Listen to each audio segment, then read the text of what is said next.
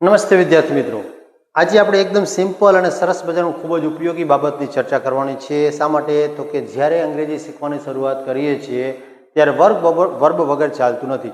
તો આ વર્બ જે છે તે ખૂબ જ જરૂરી છે અને આજે જનરલ ઉપયોગમાં લેવાતા એવા 50 વર્ડ વિશે, વર્બ્સ વિશે એના અર્થની સાથે ચર્ચા કરવાના છીએ.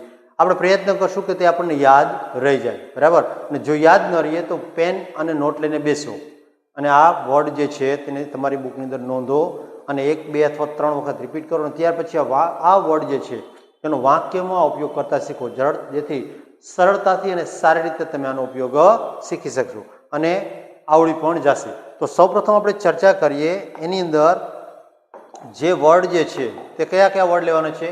તો કે એક્સેપ્ટ એટલે કે સ્વીકારવું, ત્યાર પછી આન્સર એટલે જવાબ આપવો, પછી અરાઇવ એટલે પહોંચવું, આસ્ક એટલે પૂછવું, બિલીવ એટલે માનવું, કોલ એટલે બોલવું, બોલાવવું, બોલવું નહીં પણ ક્લિયર એટલે સાફ કરવું, ક્લોઝ એટલે બંધ કરવું અને કુક એટલે કે રસોઈ બનાવવી અને ત્યાર પછી છે ક્રાય એટલે કે રડવું. 10 શબ્દો. ત્યાર પછી અહીંયા કરીએ ડાન્સ એટલે નૃત્ય, ડિસાઇડ તો નક્કી કરવું, પછી એન્જોય તો આનંદ માણવો, મજા કરવી, પછી એક્સપ્લેન તો સમજાવવું અથવા વર્ણન કરવું, હેલ્પ એટલે મદદ કરવી, ત્યાર પછી હોપ એટલે આશા રાખવી, જોઈન એટલે જોડવું, જમ્પ એટલે કૂદકો મારવો અથવા કૂદવું, પછી કિલ એટલે મારી નાખવું અથવા તો મારવું, પછી લાફ એટલે હસવું અથવા હાસ્ય કરવું, સ્મિત કરવું. ચાલો, આ છે આપણા 20 વર્ડ. ત્યાર પછીની ચર્ચા કરીએ તો એના પછીના ઉપયોગી વર્ડ જે છે તે કયા કયા છે? તો કે લર્ન એટલે કે શીખવું, બરાબર? તો અહીંયા લર્ન શીખવું, પછી લાઈક એટલે ગમવું, લીવ એટલે રહેવું અથવા જીવંત એવું પણ થાય છે, પછી લુક એટલે જોવું, લવ એટલે પ્રેમ કરવો, મૂવ એટલે ખસવું અથવા ચાલવું, નીડ એટલે જરૂરી અથવા જરૂર પડવી, ઓપન એટલે ખોલવું, પ્લે એટલે રમવું, રેન એટલે વરસાદ પડવો અથવા વરસાદ આવવો.